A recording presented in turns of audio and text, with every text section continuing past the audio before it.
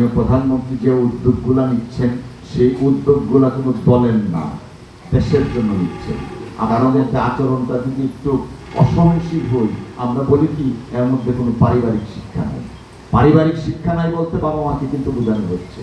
অতএব আমরা যারা বাবা মা আছি, আজকে আমরা প্রত্যেকেই চেষ্টা করব আমাদের সন্তানকে যেন আমরা একাডেমিক পড়াশোনার পাশাপাশি আচার আচরণ ভদ্রতাটা আমরা শিখাই, যেন যে ছেলে এক জায়গায় গেলে যেন বলে যে হ্যাঁ তার বাবা মা তাকে কিছু শিখিয়েছে।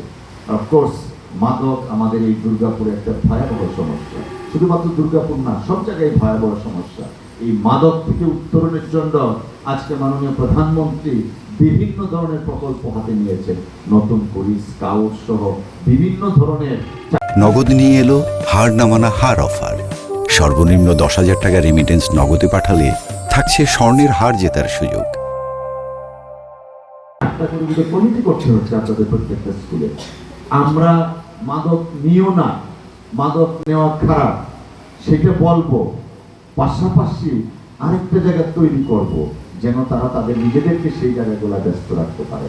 তো আমি যারা শিক্ষক মন্ডলী আছেন, অভিভাবক আছেন, আপনাদেরকে অনুরোধ জানাবো, মাননীয় প্রধানমন্ত্রী যে উদ্যোগগুলা নিচ্ছেন সেই উদ্যোগগুলা কোনো দলের না, দেশের জন্য নিচ্ছেন।